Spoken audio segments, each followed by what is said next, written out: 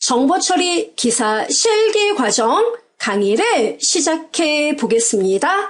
저는 정훈이 강사라고 합니다. 이렇게 여러분 만나 뵙게 되어 반갑습니다.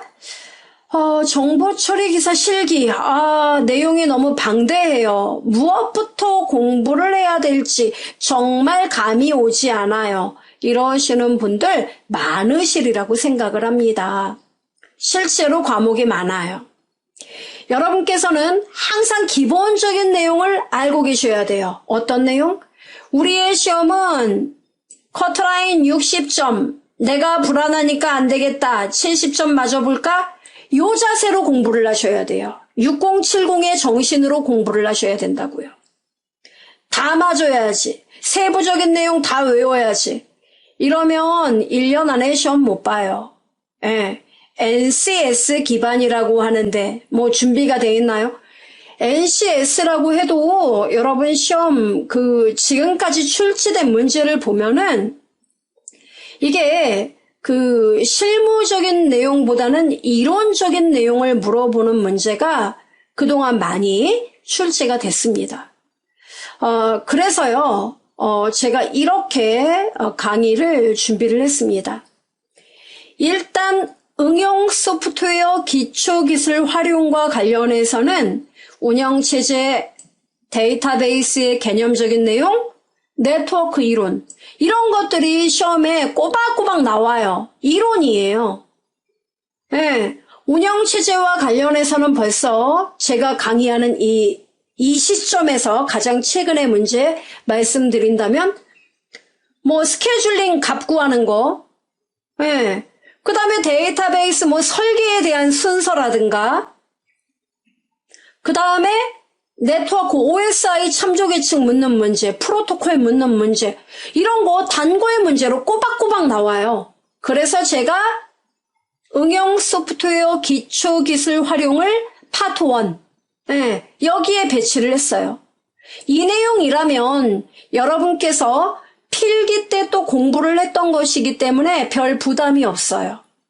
그래서 파트 1, 이 내용 진도를 먼저 나갈 거고요. 그리고 가장 시험에 또 많이 나오는 부분이에요. 여기가. 그 다음에 또 확실하게 시험에 나오는 게 2번 프로그래밍 언어 활용, 세 번째 과목 SQL 응용. 얘네들 시험에 꼭 나와요. 적어도 2문제, 1문제. SQL은 보통 1문제에서 많아봤댔죠. 2문제. 프로그래밍 언어 활용은 2문제 정도? 2-3문제? 2문제라고 봐야 돼요. 이 정도 출제가 돼요. 그러니까 이렇게 확실한 애들은 먼저 여러분이 공부를 해야 된다는 얘기예요. 그래서 제가 파트 1, 2, 3에 얘네들을 배치한 거예요. 이것만은 알고 가자. 예. 그래서 프로그래밍 언어 활용은 C, 자바, 그리고 파이썬.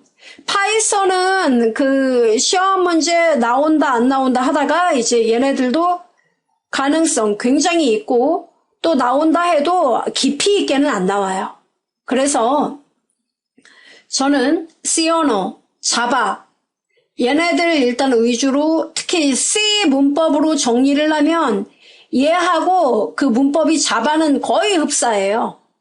그래서 다른 것만 좀 설명을 하고, 그리고 파이썬은 제가 포루핑, 레인지 함수, 그리고 파이썬의 자료 구조가 있습니다.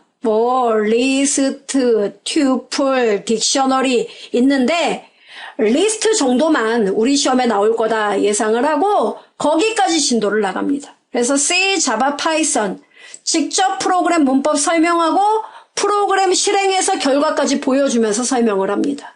네, 그래야 비전공이신 분들도 이해가 좀 빠르니까. 네. 그래서 파트 2 그렇게 설명을 하고요. 그 다음에 여기 파트 3 SQL 응용, 얘는 꼭 나와요. 제가 그거는 장담해요. SQL의 정의어, 조작어, 제어 이런 것들이 있는데 크리에이트이 나올지, 또 셀렉트가 나올지, 인서트가 나올지, 업데이트가 나올지, 딜리트가 나올지, 알터, 드롭이 나올지, 리복, 그랜트가 나올지, 그건 아무도 몰라요. 나온다는 거죠. 그래서 여기서 뭐 한 문제, 많으면 두 문제 이 정도 출제 항상 된다고 봐야 돼요. 그래서 여기서 점수를 이미 획득을 하셔야 돼요. 얘네들만 합하면은 벌써 문제가 20문항이 출제가 되고 모두 균등하게 5점씩이라고 계산을 한다면 뭐 1번에서 벌써 한 뭐 3문제 이상 이렇게 생각을 하고 프로그래밍 언어 활용 뭐 2문제 나온다 치고 SQL에서 2문제 나온다고 하면은 벌써 여기만 해도 문제가 8, 9문제를 맞을 수 있는 그런 거예요. 8문제 정도? 예. 이 정도가 돼요. 8문제 안 되겠다. 7, 8문제? 예. 7, 8문제 플러스 알파. 이렇게. 여기는 무조건 책임지고 다 맞을 생각을 하셔야 돼요. 개발 보안까지. 이것까지 포함해요. 개발 보안에서 이제 보안에 대한 어떤 그 용어들 있죠? 그러니까 이것도 깊이 들어가지 마세요. 못 들어본 거 이런 거 공부하지 마시고 보안이라는 거는 외부의 침입으로부터 막겠다는 거 아니에요. 막으려면 뭐가 돼 있어야 돼요? 암호화가 철저하게 돼야 되죠. 그래서 암호화에 대한 부분. 그 다음에 외부에서 그럼 공격을 한다는 얘기는 공격의 형태가 있겠죠. 그 공격의 형태. 이런 내용 위주로 간략하게 정리를 하세요. 깊이 들어가지 마세요. 그래서 여기까지 일단 여러분이 점수를 일단은 세이브 해야 돼요. 그리고 그 외 나머지들 이제 이 중에서 또 공부를 해본다면 우선 요구사항 확인, 데이터 입출력 구현 요거 2개 과목을 제가 파트 4로 잡았어요. 여기서는 뭐 요구사항과 관련한 내용들, 뭐 절차들, 요구사항 관련 용어들 이런 것들 그 다음에 데이터 입출력과 관련해서는 그 정규화 작업, 이상현상, 반정규화 이런 것들 이런 것들이 이제 파트 4에 등장할 내용들이고 그 다음에 나머지를 제가 다 하나로 묶었어요. 파트 5로. 왜 그러냐면 얘네들의 공통적인 내용은 프로그램을 결국은 구현하는 거예요. 설계하고 구현하고 그리고 테스트 관리는 뭐예요? 말 그대로 관리한다는 얘기예요.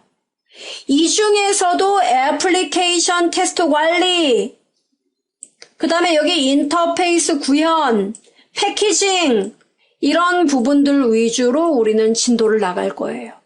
응용 소프트웨어 구현 관리.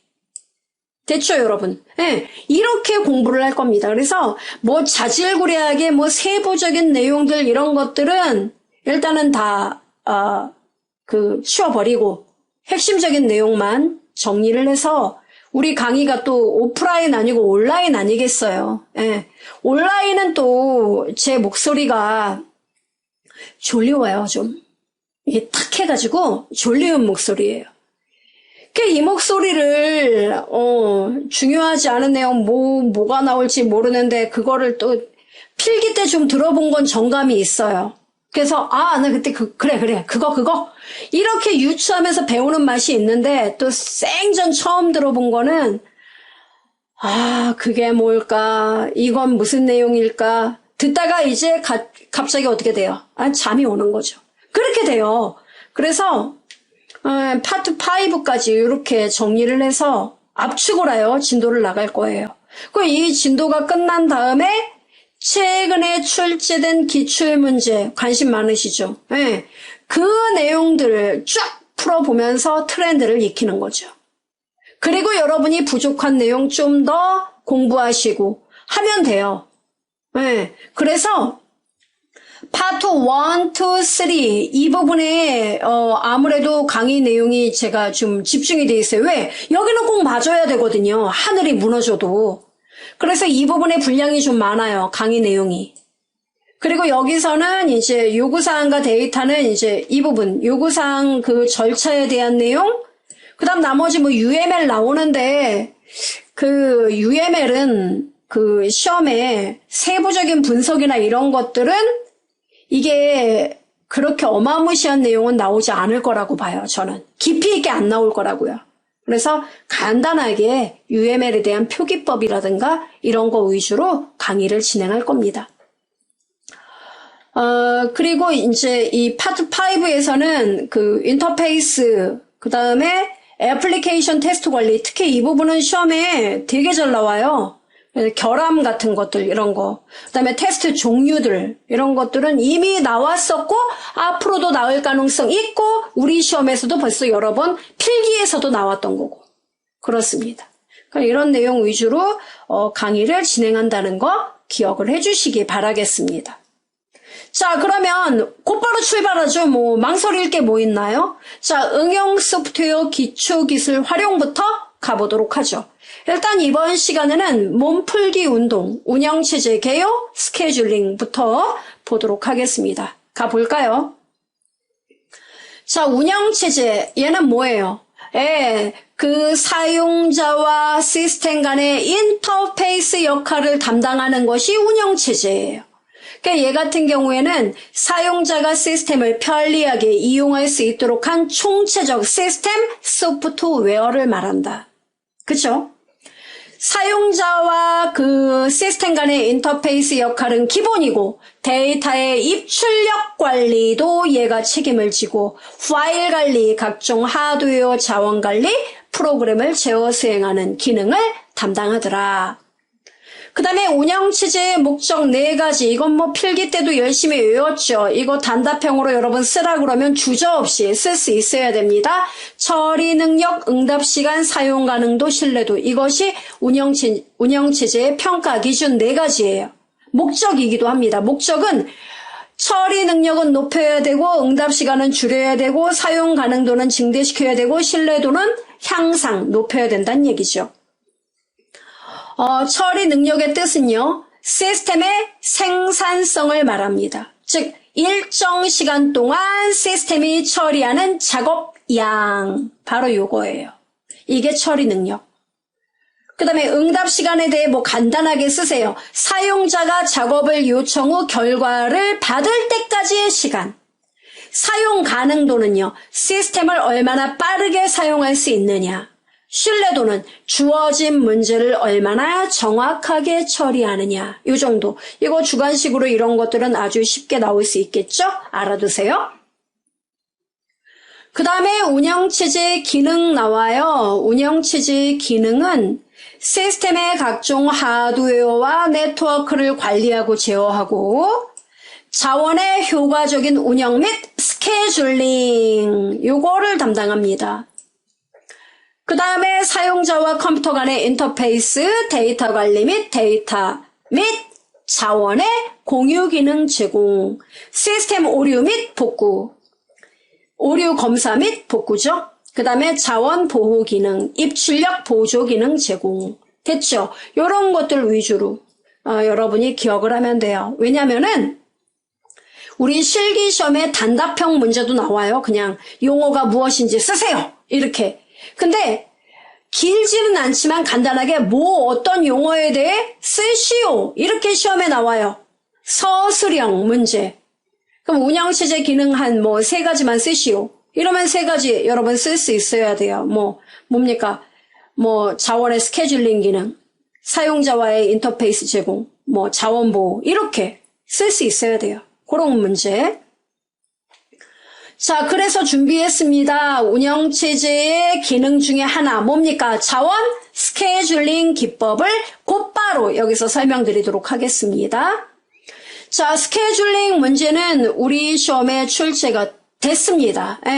컴퓨터 시스템의 성능을 높이기 위해서 어떤 자원을 먼저 처리하고 어떤 애를 나중에 처리할 것인가, 이 순서를 결정하기 위한 정책, 이것을 우리는 스케줄링 이렇게 불러요. 스케줄링 기법에는요, 크게 2가지가 있습니다. 비선점 기법과 선점형 기법이 있는데요.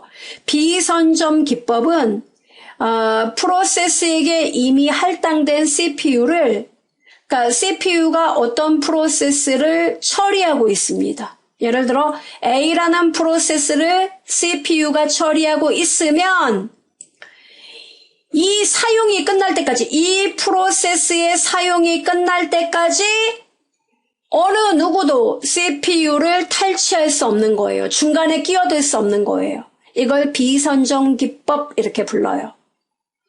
그럼 어떻게 될까요? 프로세스의 처리가 다 끝날 때까지 딴 애들은 기다려야 되죠. 바로 이겁니다. non-preemptive라고도 불러요. 한 칸 띄워야 됩니다. 모든 프로세스에 대한 요구를 공정하게 처리할 수 있습니다. 왜? 들어온 대로 하나 처리하고 내보내고 그 다음에 들어와서 CPU가 또 처리하면 되니까. 그럼 종류에는 뭐가 있느냐? FIFO, SJF, 그 다음에 HRN 이런 애들, 요 애들을 알아둬야 돼요. 저번 시험에는 HRN이 나왔죠. 필기요? 아니요, 실기에서 나왔어요. 뭐가 나왔냐면 넘기죠. FIFO, FC, FS 다른 말로 FIFO라고도 불러요. 똑같은 말이에요. 그러니까 작업 큐에 도착한 순서에 따라 차례대로 프로세스가 CPU를 할당하는 기법이에요. 프로세스를 CPU에 할당한다는 얘기죠. 그러니까 여기 보시면 프로세스가 자 Q의 순서가 여기 이렇게 들어온 애가 제일 먼저 들어온 애가 먼저 이렇게 자리를 잡고 있는 거예요. 그럼 제일 먼저 들어온 게 누구예요? P1. 마지막에 들어온 게 P3. 이렇게 읽어야 돼요. 그러면 얘네들을 가지고 여러분이 평균 대기 시간과 평균 반환 시간이 나오는데 자 P4 또는 FC, FS로 대기 시간은 이 프로세스가 작업을 처리하기까지, 즉 CPU로 들어갈 때까지 대기하는 시간, 기다리는 시간을 우리가 대기시간 이렇게 불러요. 그러면 자 프로세스 모두 3개죠. 그러면 프로세스 개수 분의 그 다음 P1은 어때요? 가장 먼저 프로세스에 있으므로 제일 먼저 얘가 들어가겠죠. 기다리는 시간이 없다는 얘기예요. 제일 먼저 들어가기 때문에 0. 그 다음에 프로세스 2는 어떻게 될까요? 얘가 실행 시간이 9. 뭐 이거를 초라고 할까요? 초단위라고 한다면 얘가 처리되는데 9초가 걸려요. 그러면 9초 처리가 끝날 때까지 비선점이니까 아무도 못 들어가죠. 얘가 끝나고 나서 곧바로 P2 다음 들어와요. 이렇게 들어가요. 그러면 P2는 몇 시간을 기다려야 돼요? 몇 초를? 9초를 기다려야 돼요. 그래서 P2가 기다린 시간 9초 플러스 P3는 얼마를 기다려야 돼요? 9초 기다리고 P2 들어가서 3초 동안 있어야 되죠. 총 12초를 기다려야 P3가 들어가요. 이렇게. 그럼 이 기다린 시간을 모두 더해서 3으로 나누면 7이 나오더라 이겁니다. 이해돼요? 네. 그 다음에 반환 시간은 P4는 이 작업이 끝나는 시간을 말해요. 그럼 여러분 P1은 몇 초 동안 작업하고 끝나요? 9초 더하기 그 다음에 P2는요 9초 지점에 P2가 들어가죠. 그럼 얘가 처리되면 12초에 끝나죠. P2가 와서 끝날 때까지 걸리는 시간이 12초. 그 다음에 P3는요. 12초 기다렸다가 또 12초만큼 처리가 되니까 끝나는 지점은 24초. 이렇게 끝난 후의 시간. 네, 이걸 3으로 나누면 평균 반환 시간이 나오더라 이겁니다. 이해돼요, 여러분? 네, 이렇게 구하는 거예요. 그 다음에 SJF는 뭐냐면 이렇게 하다 보니까 이 지금 P2 입장에서는 어때요? 난 작업 시간 정말 짧은데 나 먼저 처리해주면 좋겠는데 P1이 먼저 들어왔으니까 얘 한참 기다렸다가 얘가 처리가 돼야 되죠. 그래서 이 P4의 단점이 너무 많이 기다린다는 거니까 SJF는 실행 시간이 가장 짧은 프로세스를 먼저 CPU에게 할당하자. 이것이 SJF예요. 이해되죠? 그래서 가장 적은 평균 대기 시간을 제공하는 알고리즘이 바로 SJF입니다. 얘는 어떻게 되느냐면 자 대기 시간 볼까요? 자, 4, 13, 7이죠. 그럼 어떤 애가 제일 먼저 들어왔어요? P1. 가장 작죠? 그럼 얘는 제일 먼저 들어가요. 4. 그럼 얘는 어때요? 기다린 시간 없죠? 플러스. 그 다음에 누가 들어가요? P2가 들어가는 게 아니라 그 다음 처리 시간 짧은 P3가 들어가요. P3가 4초 기다린 다음에 곧바로 들어가요. 그래서 얘는 기다리는 시간이 4초만 기다리면 P3가 들어갑니다. 그러면 자 이제 어떻게 됩니까? 얘가 4초 기다리고 그 다음 얘가 들어가면 그 다음 큰애 P2가 그 다음 들어가죠. 그럼 P2는 어떻게 됩니까 여러분? 네, P2는 여기서 P3가 7초죠. 그러니까 7초 이 위에 4초 7초 더하면 11초 기다린 다음에 P2가 들어가요. 이렇게 해서 3으로 나누는군요. 네, 이게 대기시간. 그 다음 반환 시간은 끝나고 다 끝나는 데까지 걸리는 시간이죠. 그래서 P1은 일단은 끝나는 게 가장 짧으니까 얘 먼저 4초 기다렸죠? 그 다음에 P3죠. P3는요. 얘 딱 끝나는 시간이 11초 만에 끝나요. 그죠? 얘 다음에 얘 들어가니까. 그 다음에 P2는 맨 마지막에 처리되죠. 얘 끝나는 시간은 11에다 13 더하니까 얼마예요? 네, 24초. 이거 다 더하면 어때요? 바로 3으로 나누면 평균 반환 시간 13초가 나와요. 이해됩니까? 이렇게. 이걸 구할 수 있어야 돼요. 자, 이렇게 하다 보니까 또 P2 입장에선 불만이 커요. 내가 먼저 들어왔는데 왜 내가 좀 작업량이 크긴 커. 근데 내가 P3한테 그걸 양보한다니 나 너무 많이 기다린다. 화나. 이럴 수 있겠죠. 그래서 HRN 기법이 있는데 얘는 실행 시간이 긴 프로세스에게 불리한 SJF 기법을 보완하기 위한 기법이에요. HRN이. 그래서 얘는 우선순위가 높은 애를 먼저 처리하자. 근데 우선순위 공식이 어떻게 되느냐? 서비스 시간분의 대기 시간 플러스 서비스 시간이에요. 이거 공식 알아둬야 돼요. 그러면 P1의 우선순위 값은 어떻게 됩니까? P1은 서비스 시간 5분의 대기 시간 몇 초? 10초 플러스 5. 이렇게 하면 우선순위 시간이 3이 나오고, 그죠? P2의 우선순위 시간은요, 10분의 5 플러스 10. 그럼 얘는 1.5. P3는요, 12분의 4 플러스 12, 1.33. 그러면 결과값이 큰 애가 보이죠, 먼저. 이 우선순위 값이 큰 애가 가장 먼저 처리가 된다 이거예요. 이해됩니까? 그래서 얘부터 CPU가 처리를 하게 되더라 이겁니다. 됐어요? 요렇게 알아두시면 되겠습니다. 자, 그 다음에 선점 기법은 CPU가 어떤 프로세스를 점유하고 있더라도 급한 프로세스가 그 CPU를 중간에 뺏을 수가 있어요. 프로세스 작업이 안 끝났는데도요? 그렇습니다. 그게 선점이에요. 미안, 나 먼저 이렇게 우선순위가 높은 프로세스를 빠르게 처리할 수 있습니다.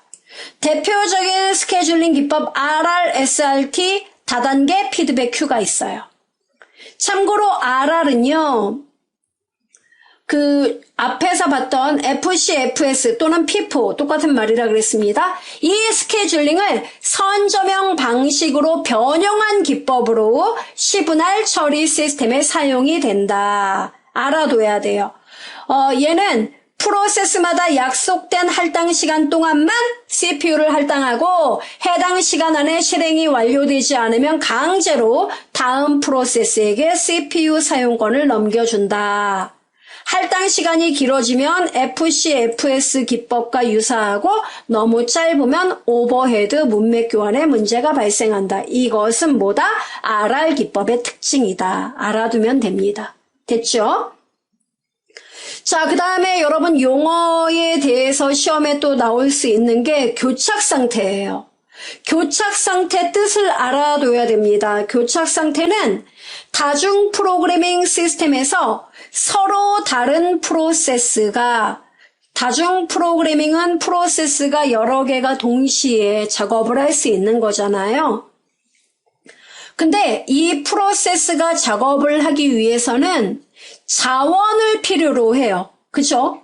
그런데 이 프로세스가 서로 다른 프로세스예요. 그런데 여기에 자원이 있습니다. A라는 자원이 있어요. 근데 이 A라는 자원을 얘가 현재 사용하고 있습니다. 사용 중이에요. 사용 중인데 또 다른 프로세스가 이 사용 중인 자원을 요구하는 거예요. 이렇게 요구하고 있는 거예요. 그러면 중요한 거는 이 프로세스가 그래? 너 이거 필요해? 얘가 나 이거 필요해 요청하면 그래 필요하면 갖다 써 이러면 교착 상태 안 발생해요. 근데 문제는 뭐냐면 내가 사용 중인 이 자원 나 작업 끝날 때까지 아무에게도 못 줘. 이렇게 딱 점유를 하고 있는 거예요. 이 점유하고 있고 얘가 이 작업, 이 프로세스가 모두 작업이 끝날 때까지는 이걸 놔줄 용의가 없는 거죠. 그러면 얘는 어때요? 예, 얘를 이 작업이 이 자원이 있을 때까지 나는 어떠한 작업도 하지 않을 거야. 이렇게 버티는 거예요. 이러면 어때요? 얘 입장에선 작업 못 하죠. 그리고 또 이런 경우가 있어요. 이렇게 되면은 얘 작업이 끝날 때까지만 기다리면 되니까 문제는 해결이 돼요. 그런데 문제는 B라는 자원이 있는데 이거를 이 프로세스가 사용 중이에요. 예, 이것도 사용을 하면서 이것도 요구하고 있는 상황입니다. 근데 얘도 이거를 사용하고 있으면서 얘를 또 요구를 해요. 얘도 점유예요. 그러면 얘 입장에선 또 어때요? 얘하고 똑같은 입장이죠? 너 먼저 놔. 나 처리 좀 하게. 넌 나중에 해. 근데 얘가 싫어. 그럼 어떻게 됩니까? 서로 나중에는 서로 갖고 있는 자원을 점유하고 있는 상태에서 상대방이 갖고 있는 자원을 내놓으라고 요구를 하는 거예요. 요구하면서 어때요? 더 이상 작업 진행하지 않아요. 싫어. 나는 이 자원이 있어야만 작업을 진행할 수 있어. 앞으로 나갈 수 있어. 그 이전은 절대 작업 안 할 거야. 이렇게 버티는 거. 이게 무한정 대기 상태가 되는 거죠. 바로 요거를 우리가 데드락이라고 불러요. 즉 프로세스가 일어날 수 없는 사건을 무한정 기다리며 더 이상 진행되지 못하는 상태, 이거를 교착 상태라고 불러요. 자, 그러면 이 교착 상태가 발생하기 위한 4가지 조건, 요건 암기하세요. 시험에 나올 수 있죠. 교착 상태 발생의 필요 충분 조건 4가지를 쓰세요. 그러면 상호 배제 조건, 쉼표, 점유 및 대기 조건, 비선점 조건, 환영 대기 조건, 이렇게 4개를 쓰면 됩니다. 조건이란 말을 안 써도 돼요. 상호 배제, 점유 및 대기, 비선점, 환영 대기, 이렇게 쓰면 돼요. 환영 대기는 이렇게 원을 그렸죠. 예, 끊어진 게 없어요. 상호 배제는요, 한 번에 한 개의 프로세스만이 공유 자원을 사용할 수 있습니다. 그리고 갖고 있으면서 어때요? 점유하고 있죠. 점유하면서 다른 애 자원을 또 요구하는 거예요. 이게 점유 및 대기. 비선점은요, 다른 프로세스에게 할당된 자원은 이 프로세스의 사용이 끝날 때까지 절대로 강제로 뺏을 수 없다. 이게 비선점이에요. 그리고 꼬리에 꼬리를 무는 동그라미. 예, 환영 대기 조건. 됐죠? 이 4가지 암기해 주시면 되겠습니다. 자, 핵심 문제 보겠습니다. SJF 스케줄링에서 다음과 같이 준비 큐에 프로세스가 있을 때 평균 대기 시간 얼마인지 계산하세요. 자, P1의 실행 시간 쭉 보니까 어때요? 실행 시간 가장 평균 대기 시간에 P2가 가장 빠르겠군요. 그럼 얘는 기다린 시간 없죠. 제로. 플러스. 그 다음에 가장 또 작은 게 뭐예요? P1. P1은요. 3초 기다린 다음에 들어가겠네요. 그 다음은요. 그 다음 P4.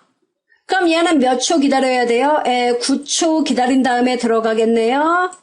그 다음은요. P3. P3는요. 9초에다가 7초 더하니까 16초 기다린 다음에 들어가겠군요. 이거 모두 4개니까 4로 나누면 되겠습니다.